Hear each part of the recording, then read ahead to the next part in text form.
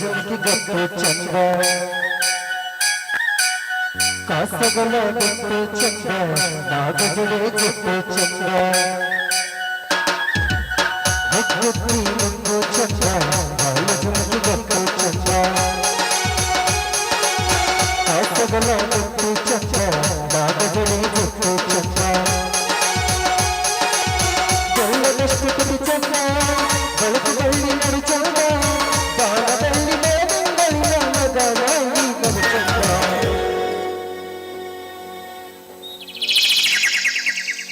ಓ ಪ್ರಿಯೆ, ಓ ಪ್ರಿಯೆ, ಏನ್ ಕಡಿಮೆ ಆತಪ್ಪ?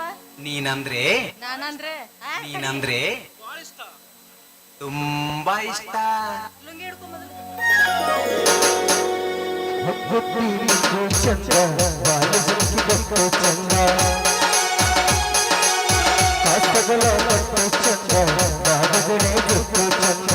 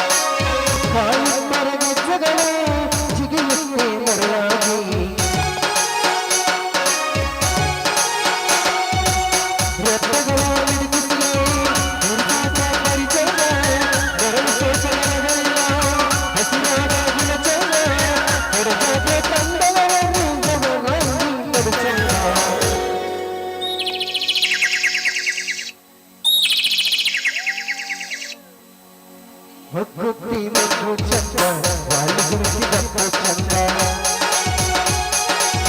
ಕಾಸಗಳ ಗತ್ತು ಚಂದ ನಾಗಜಡೆ ಗತ್ತು ಚಂದ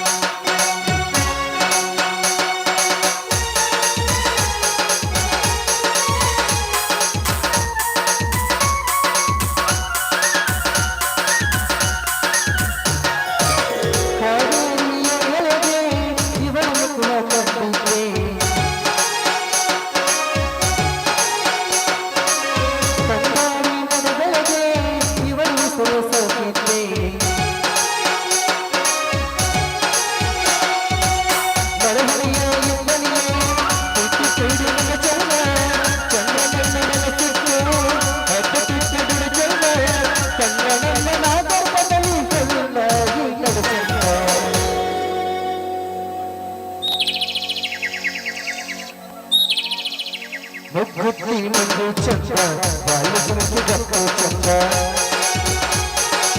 ಕಾಸಗಳ ಗತ್ತು ಚಂದ ನಾಗಜಡೆ ಗತ್ತು ಚಂದ ಲಾ ಲಾ ಲಾ ಲಾ ಲಾ ಲಾ ಲಾ ಲಾ ಲಾ ಲಾ ಲಾ ಲಾ ಲಾ ಲಾ ಲಾ ಲಾ ಲಾ.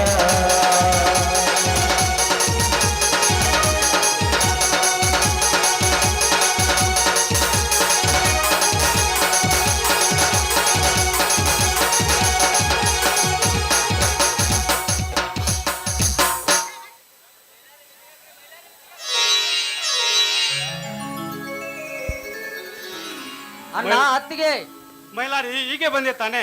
ಎತ್ತುಗಳನ್ನು ಕಟ್ಟಿ ಬಂದಿದ್ದಾನೆ? ಹ್ಞೂ ಅಣ್ಣ, ಎತ್ತುಗಳನ್ನು ಮರಕ್ಕೆ ಕಟ್ಟಿ ನೀರು ಹಾಕಿ ಮತ್ತು ಹುಲ್ಲು ತಿನ್ನಿಸಿ ಬಂದಿದ್ದೇನಣ್ಣ. ಬಾರಪ್ಪ ಮೈದ್ನ, ಈಗ ಬಂದೆ. ಮೊದಲ ದೇವಿಗೆ ನಮಸ್ಕರಿಸು ಬಾ. ಆಗಲೇ ಅತ್ತಿಗೆ. ಅತ್ತಿಗೆ ಕೈ ಕೆಸರಾಗಿದೆ, ಸ್ವಲ್ಪ ನೀರು ಹಾಕಮ್ಮ. ಆಯ್ತು ಬಾರಪ್ಪ.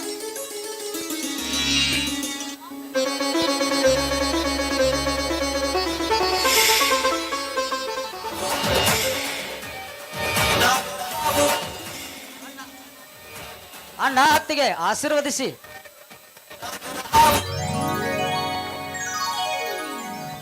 ಎದ್ದೇಳಪ್ಪ ಮೈದುನ, ಆ ದೇವರು ನೀನು ಚೆನ್ನಾಗಿಟ್ಟಿರ್ಲಿ ಕಣೋ. ಮೈಲಾರಿ, ನಿನಗೆ ಎಷ್ಟು ಸಾರಿ ಹೇಳೋದು, ನಮ್ಮ ಹಾಗೆ ಈ ಹೊಲ ಗದ್ದೆಗಳನ್ನು ದುಡಿಯೋದನ್ನು ಬಿಟ್ಟು ನಿನಗೆ ಎಷ್ಟು ಸಾರಿ ಹೇಳಿದ್ರು ತಿಳಿದುಕೊಳ್ಳೋದಿಲ್ಲ. ಮೊನ್ನೆ ಬಂದಂತ ಸರ್ಕಾರಿ ಕೆಲಸಕ್ಕಾದ್ರೂ ಹೋಗಬಾರ್ದೇನಪ್ಪ? ಏನ್ ಹೇಳ್ತಿರುವೆ ಅಣ್ಣ ನೀನು? ಅಣ್ಣ, ನಾನು ಸರ್ಕಾರಿ ಕೆಲಸಕ್ಕೆ ಅರ್ಜಿ ಹಾಕಿರೋದು ನಿಮ್ಮ ಒತ್ತಾಯಕ್ಕಾಗಿ ವಿನಃ ನನ್ನ ಸುಹ ಮನಸ್ಸಿನಿಂದ ಅಲ್ಲ. ಅಣ್ಣ, ಮತ್ತೊಬ್ಬರ ಕೈಗೆಳಗೆ ಕೆಲಸ ಮಾಡದೆ ಈ ಮಣ್ಣಲ್ಲಿ ಮಣ್ಣಾಗಿ ದುಡಿದರೆ ಬಂಗಾರವನ್ನೇ ತೆಗೆಯಬಹುದು ಎಂದು ನೀನೇ ಹೇಳಿದ ಮಾತು ಇಷ್ಟು ಬೇಗ ಮರೆತು ಬಿಟ್ಟೇನ ಅಣ್ಣ. ಡಾಕ್ಟರ್ ಮಕ್ಕಳು ಡಾಕ್ಟರ್ ಆಗೋದು, ಇಂಜಿನಿಯರ್ ಮಕ್ಕಳು ಇಂಜಿನಿಯರ್ ಆಗೋದು ಬಹಳ ಸುಲಭವನ್ನ, ಬಹಳ ಸುಲಭ. ಅವರಂತೆ ನಾವು ಕೂಡ ಆಗಿಬಿಟ್ಟರೆ ಈ ಕೃಷಿ ಕೆಲಸ ಮಾಡುವವರು ಯಾರನ್ನ?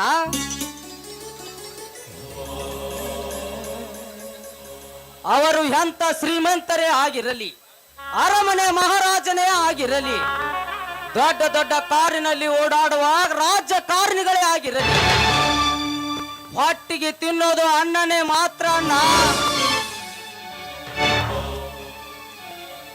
ಇಂಥವರಿಗೆಲ್ಲ 3 ಹೊತ್ತು ಹೊಟ್ಟಿಗೆ ಅನ್ನ ಹಾಕುವರು ಈ ರೈತನ ಮಕ್ಕಳೆಂದು ಈ ಜಗದಲ್ಲಿ ಧೈರ್ಯದಿಂದ ಕೈ ಎತ್ತಿ ಹೇಳುತ್ತೇನೆ, ನಾ ಕೈ ಎತ್ತಿ ಹೇಳುತ್ತೇನೆ. ನಿಜವಿದೆ ತಮ್ಮ ನೀ ಹೇಳುವ ಮಾತು.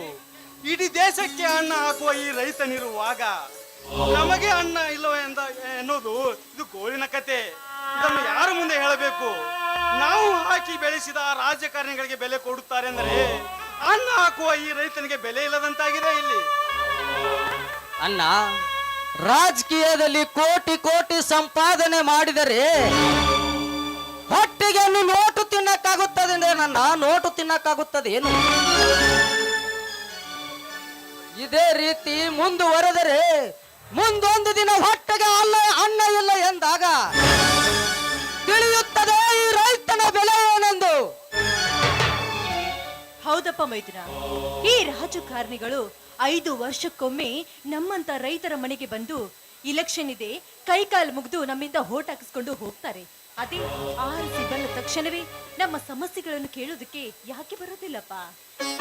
ಅತ್ತಿಗೆ ಒಳ್ಳೆಯ ಪ್ರಶ್ನೆಯನ್ನೇ ಕೇಳಿದ್ಯಾ. ಇದಕ್ಕೆ ಉತ್ತರ ನಾನು ಹೇಳುತ್ತೇನೆ, ಕೇಳು. ನಮ್ಮ ರಾಜ್ಯದಲ್ಲಿ ಮುಖ್ಯಮಂತ್ರಿ ಆಗಿರುವುದು ಒಬ್ಬರು ಮಾತ್ರ. ಆದರೆ ಈ ರಾಜ್ಯದಲ್ಲಿ ಸಾವಿರಾರು ಹಳ್ಳಿಗಳು. ಈ ಸಾವಿರಾರು ಹಳ್ಳಿಗಳಿಗೆ ಮುಖ್ಯಮಂತ್ರಿಗಳು ಒಬ್ಬರೇ ಭೇಟಿ ಕೊಡೋಕ್ಕಾಗೋದಿಲ್ಲ ಎಂದು ತಿಳಿದು ಪ್ರತಿ ಹಳ್ಳಿಗಳಲ್ಲಿ ಗ್ರಾಮ ಪಂಚಾಯಿತಿಗಳನ್ನು ನಿರ್ಮಾಣ ಮಾಡಿದ್ದಾರೆ. ಆ ಊರಿನಲ್ಲಿ ಬರ್ತಕ್ಕಂತ ಒಬ್ಬ ಒಳ್ಳೆಯ ವ್ಯಕ್ತಿಯನ್ನು ಓಟು ಹಾಕಿ ಆರಿಸಿ ಅಧ್ಯಕ್ಷನನ್ನಾಗಿ ಮಾಡಿ ಇವರು ಸರಿಯಾಗಿ ಕೆಲಸ ಮಾಡಲೆಂದೇ ತಾಲೂಕು ಪಂಚಾಯತಿ, ಜಿಲ್ಲಾ ಪಂಚಾಯತಿ ಕೂಡ ನಾವು ಓಟು ಹಾಕಿ ಆರಿಸಿ ಕಳಿಸುತ್ತೇವೆ. ಇವರ ಮೇಲಾಧಿಕಾರಿಯಾಗಿ MLA MP ಗಳು ಕೂಡ ಇರ್ತಾರೆ. ಇವರೆಲ್ಲರ ಮೇಲಾಧಿಕಾರಿಯಾಗಿ ರಾಜ್ಯದ ಮುಖ್ಯಮಂತ್ರಿಗಳಾಗಿರ್ತಾರೆ.